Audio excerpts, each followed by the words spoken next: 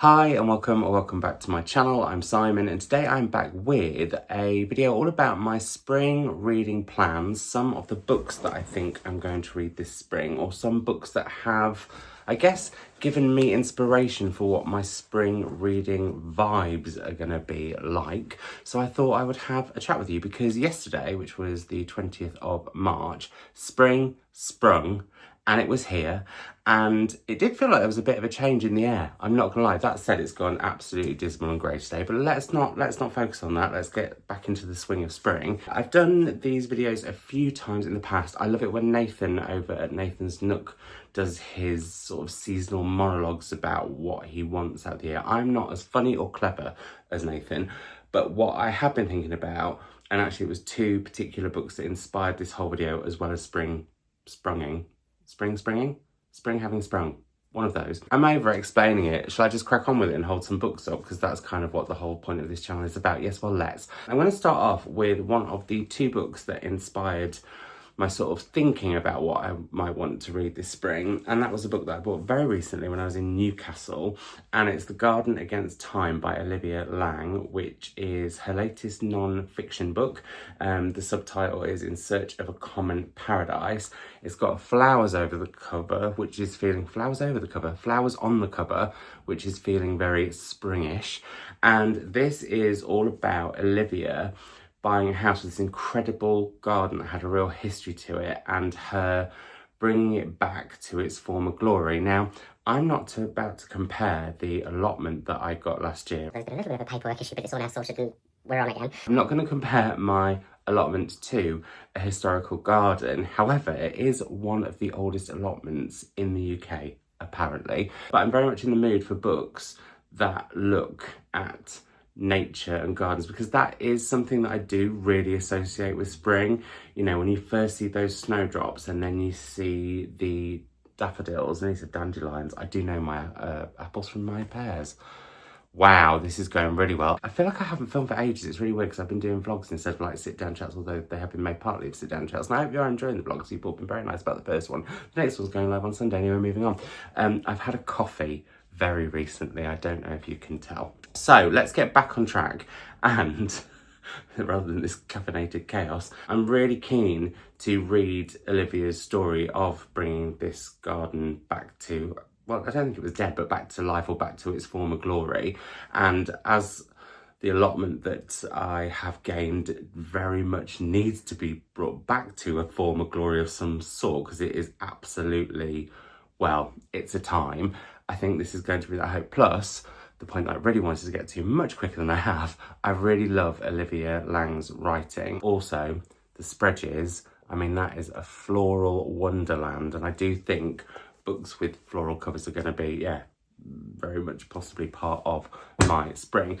The other book, which I don't have to hand because it is one of my most anticipated books of the spring and indeed of the year, is coming out in, I think, a week and a bit, and I'm going to be ordering from Australia, and that's Jane Rawson's Human Nature, which is on living a wild life, and I think living in or with the wild. I love Jane Rawson's novels. From the Wreck is one of my all-time favourite books.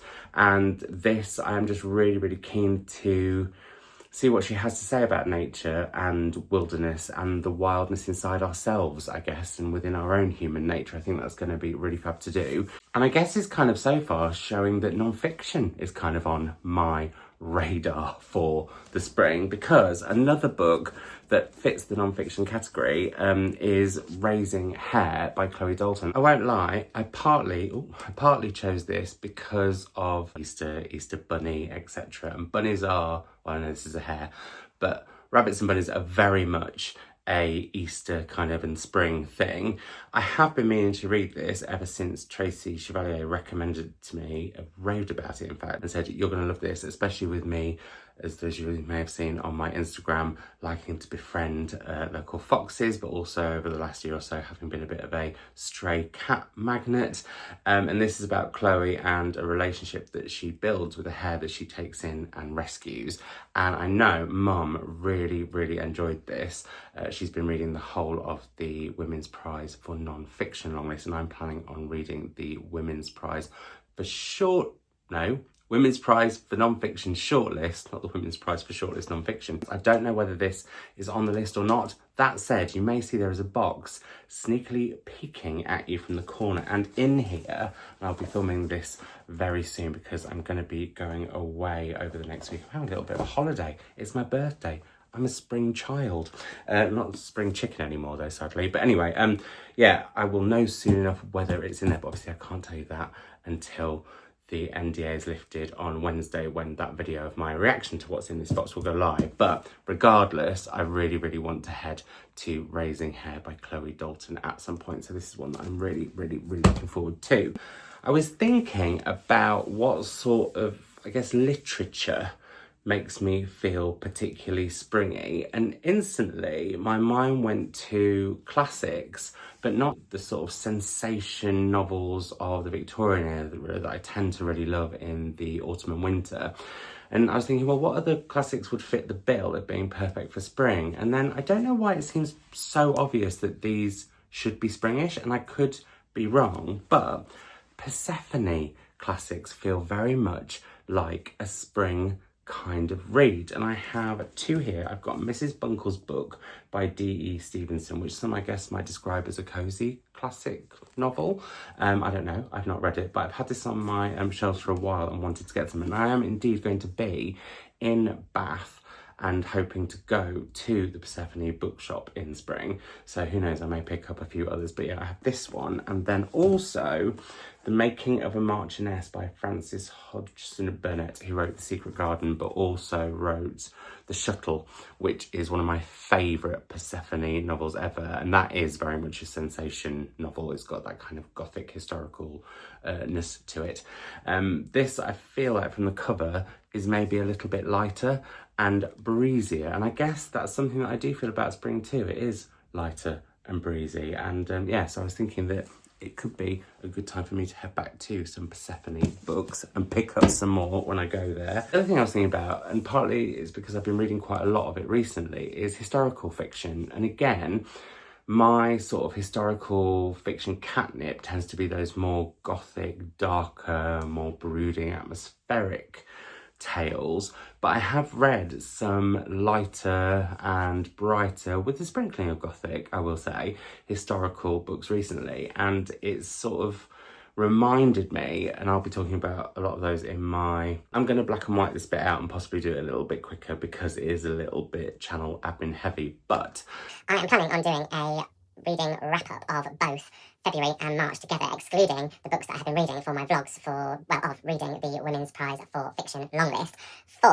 Right, let's get ourselves on Sunday. You're going to be getting my second of the Reading the Women's Prize for Fiction longlist vlogs. Then on Wednesday, you will get my response to whatever is in this box as I film a live reaction to what makes the Women's Prize for Non-Fiction shortlist. Then next Friday, I think it'll be, you will get the third and final of my Reading the Women's Prize for Fiction longlist vlogs before I do a predicting what might be on the shortlist for the Women's Prize for Fiction 2025 on Sunday. Then we'll have a slight Women's Prize breather until I read the shortlist. Probably, I'm going to say, towards the end of May, I think. But the books that I read in February that weren't Women's Prize for Fiction longlistees, and the ones that I'm hoping to read in March once I finish reading them, because I've still got 4 to go, will come together to make a February and March reading wrap-up video. Wow, there we are. So yeah, I've been reading quite a few fantastic historical fiction novels, and I would like to carry on with that. But like I was saying, my go-to with historical fiction tends to be quite dark, gothic, brooding, atmospheric. I kind of want to go for lighter and brighter, as I was saying. And one book that I've had on my shelves for ages that really, really called to me when I was thinking about this was The Future by Adam Thirlwell. And I think the blurb of this will explain what I sort of mean, because I would also really, really love to hear recommendations from lots of you lovely lot about historical fiction that is light and bright. By that I don't mean twee, and I don't really mean romance, but just not absolutely brooding Victorian autumny wintry kind of vibes. The blurb for this, I don't read blurbs often, is A wild story of female friendship, language and power from France to colonial America to the moon. From 1775 to this very moment, a historical novel like no other. It's the 18th century and Celine is in trouble. Her husband is mostly absent, her parents are elsewhere, and meanwhile men are inventing stories about her affairs, her sexuality, her orgies and addictions. All these stories are lies, but the public loves them, spreading them like a virus. Celine can only watch as her name becomes a symbol of everything rotten in society. This is a world of decadence and saturation, of lavish parties and private salons, of tulle and satin and sex and violence. It's also one ruled by men, high on colonial genocide, natural destruction, crimes against women, and above all, language. To survive, Celine and her friends must band together in search of justice, truth, and beauty. Now, that's not necessarily light in terms of subject matter, but I feel like it's going to be quite light and rompy in tone. So if you know any historical novels that sound like my kind of thing, which have that sort of lightness to them yet deal with quite big themes, I know that's a really, really difficult ask, but I have faith in you all and I feel like you can do it. Then let me know. But I'm really, really looking forward to this one. Another historical novel I should mention, which has a fabulous floral cover and indeed my favourite flower of them all, and it's a particularly springish flower, and that is Tulip Fever by Deborah Moggagh. I don't really know what this one's about other than it's set in Amsterdam and I'm assuming tulips are a big part of it, but I really, really, really, really, really want to get my mitts on this edition because that to me is giving real spring. I definitely want to head to tulip season if I can find that particular edition at some point. I'm going to be scouting charity shops galore over the spring season. But another historical novel that I'm really, really keen to get to is by an author that I'm a big fan of, and this is the American edition and has, I guess, a sort of natureness to its title because it's the story of The Forest by Linda Grant. I don't know much about this at all and I don't really want to because I have enjoyed Linda's previous books that I've read so much. She's one of those authors where I kind of want to go in knowing absolutely nothing and just having her take me on a story. I do know that at the beginning of the story there is a young woman who's gone to the forest to search for mushrooms, and that kind of gives me spring vibes and, well, nature vibes too. So I feel like this could be a really good one for the spring. And then I am slightly cheating now because this next book is very gothic, but it's really set in the countryside. Countryside really, really clearly links to nature, but there is something about the countryside particularly and being out in the countryside that feels very springy in its way, to me at least. I don't know, I've now got an image of myself just skipping along, springing my way through the fields, a la Sound of Music. But this is set in a part of the British countryside where I'm from, which is the Peak District. And yeah, that's giving me sort of homely, springy vibes, even though it's about a vampire. It's Hungerstone by Cat Dunn, and I've been getting very, very, very excited for this, and the lovely folk at Manila Press very kindly sent me a copy after I asked for one.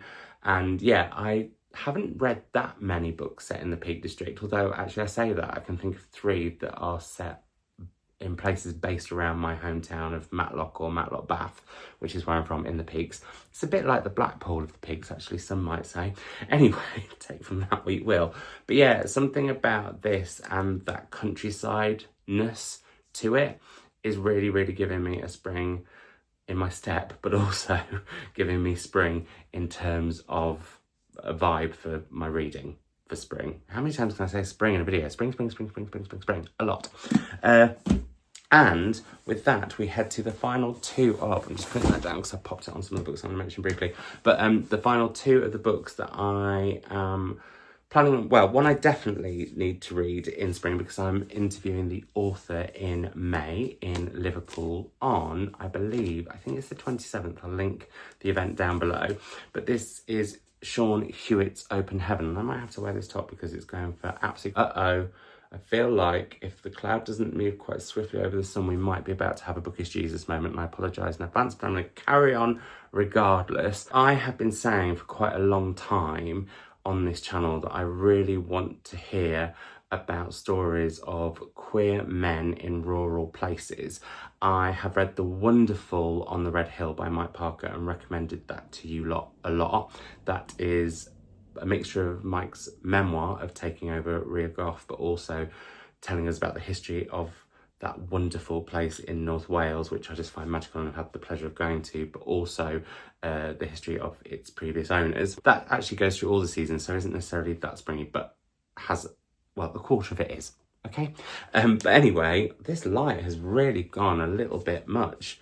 Are we okay with it? Well, we're going to have to be. Anyway, not looking at my face, looking at the book. This is set in the English countryside and is a queer love story, and I am ready for it. So we have that one. But last but not least of the books that are kind of on my peripheral spring TBR, or inspiring my spring TBR, I guess I would say, or my spring reading vibe, although I don't like saying vibe too much because, I don't know, it feels a bit silly and like I'm trying to be down with the kids.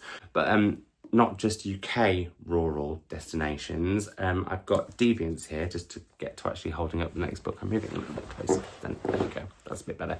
But yeah, Deviants by Santanu Bhattacharya. This is one that is set in the Indian rural countryside and is a story of queer love, and also, I believe, about the inheritance and ownership of land.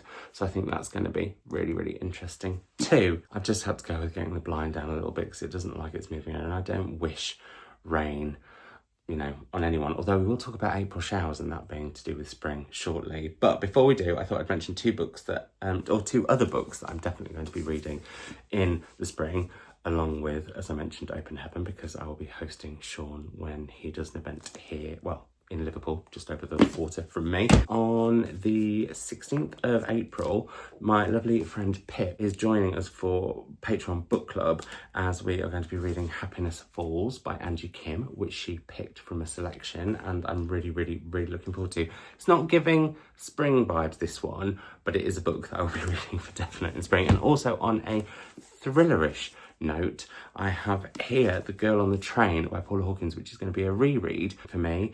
Mum and I are going to be hosting Paula as our guest for the next Women's Prize Book Club, both online and also in real life at Storyhouse, where you can have your bum on the seats in front of us and join in with the chat.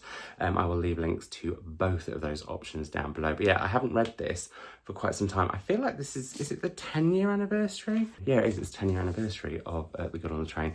It's also going to be on at Storyhouse as a stage show, which is very, very exciting too. So yeah, I will link those events and also the one with Sean down below. So that's that. This box here has reminded me that I'm also planning on doing quite a bit of prize reading. I will be reading the Women's Prize for Non-Fiction shortlist, as I feel like I've said quite a few times in this video, towards the end of May. I also really want to get to the International Booker shortlist. I'm actually going to be going to the ceremony this year, which is very, very, very exciting. It's at the Tate. I mean, it's going to be well fancy.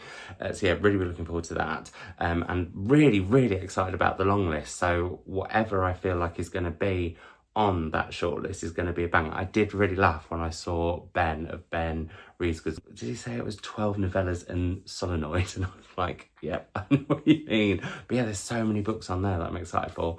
The Dylan Thomas Prize shortlist looks great, as does the Climate Fiction Prize. I've read, and this is a really, really silly thing for me to think, but I was like, I've read some of those, so I can't just read the whole list, because I don't really like to reread that much unless there's special reasons, like there will be with this one. But yeah, so I might do a video where I read the ones on both those shortlists that I haven't already, but at the same time I don't want the channel to just become a prize channel. And actually what I'm planning on doing, going back to speaking of April showers and rainy days, is I really, really want, once I finish the Women's Prize for Fiction longlist, to just head to books that I have been really, really, really meaning to get to. So that's going to be something that I plan on doing pretty much imminently. But I think what I will carry on doing throughout the spring, fingers crossed, is the vlogging. I think I've got the balance between book chat and be real and other bits and bobs about right, but always happy to hear your feedback on those.